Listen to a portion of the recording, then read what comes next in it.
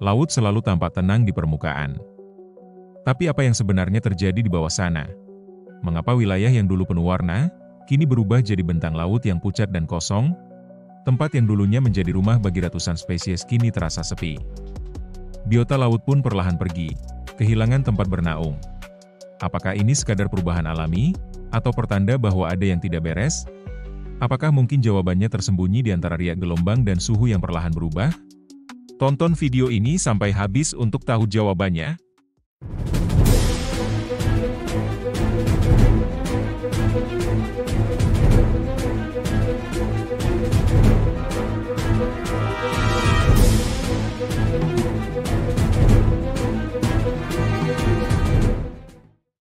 Laut adalah rumah bagi kehidupan yang sangat beragam. Di antara gelombang dan arus yang terus bergerak, tersembunyi dunia bawah laut yang menjadi pusat kehidupan laut tropis, ekosistem terumbu karang. Di sini, kita bisa menemukan ikan-ikan kecil berwarna cerah, anemon yang bergoyang lembut, dan karang dengan bentuk serta warna yang menakjubkan. Tapi keindahan ini ternyata rapuh, sangat bergantung pada keseimbangan suhu, cahaya, dan tingkat polusi air laut. Sedikit saja ada yang berubah dari kondisi idealnya, seluruh ekosistem bisa terganggu. Belakangan ini, para ilmuwan dan nelayan lokal mulai menyadari ada sesuatu yang tidak biasa. Warna-warna cerah mulai memudar.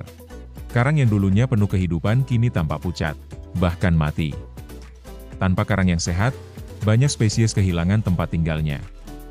Wilayah yang dulu ramai kini berubah menjadi ruang kosong yang sepi. Apa yang sedang merusak dunia bawah laut ini? Fenomena ini dikenal sebagai coral bleaching, atau pemutihan karang. Saat suhu laut naik, bahkan hanya 1 derajat Celcius selama beberapa minggu, karang mengalami stres dan memutus simbiosis dengan alga mikroskopik bernama Zooxanthellae. Alga inilah yang memberi karang warna dan sumber makanan. Tanpa alga tersebut, karang memutih dan perlahan kelaparan. Karang yang memutih belum tentu benar-benar mati, ia hanya kelaparan. Jika kondisi lingkungan membaik, masih ada harapan bagi karang untuk pulih. Tapi jika kondisi tidak kembali stabil sesegera mungkin, karang akan kehilangan kemampuannya untuk bertahan hidup, dan dampaknya tak berhenti di situ. Tanpa karang, ikan-ikan kecil kehilangan tempat berlindung, rantai makanan terganggu, dan masyarakat pesisir pun ikut terdampak. Terumbu karang yang sehat tak hanya indah, tapi juga berperan penting melindungi garis pantai dari abrasi dan badai. Tahun 2023-2024 menjadi tahun paling mematikan dalam sejarah pencatatan coral bleaching secara global. Lebih dari 50 negara melaporkan pemutihan karang dalam skala besar. Bahkan kawasan konservasi seperti Great Barrier Reef di Australia pun tak luput dari serangan gelombang panas laut ini. Indonesia, yang memiliki 17% dari total terumbu karang dunia, juga ikut terdampak, terutama di wilayah Nusa Tenggara dan Papua. Fenomena ini bukan lagi sesuatu yang jarang terjadi. Pemanasan global dan El Nino yang makin sering membuat kondisi laut semakin tidak stabil. Polusi laut dan sedimentasi dari pembangunan pesisir pun ikut memperparah keadaan. Jika tidak ada perubahan besar, para ilmuwan memperkirakan lebih dari 70% terumbu karang di dunia bisa hilang dalam 20 tahun ke depan. Meski tantangannya besar, masih ada harapan. Upaya seperti restorasi terumbu karang, pembentukan kawasan konservasi laut, dan pemantauan suhu untuk mendeteksi risiko bleaching lebih awal bisa membantu karang pulih lebih cepat. Di sisi lain, kita sebagai individu juga punya peran.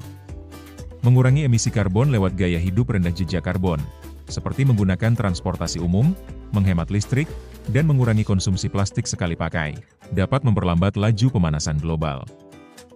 Bagaimana sekarang? Dengan dunia makin panas dan manusia makin gampang marah, karang masih sempat nunggu 20 tahun gak ya? Tulis pendapatmu di kolom komentar. Jangan lupa like, share, dan aktifkan notifikasi agar kamu tidak ketinggalan video lainnya. Karena kisah laut kita belum selesai, dan kamu bisa menjadi bagian dari solusinya.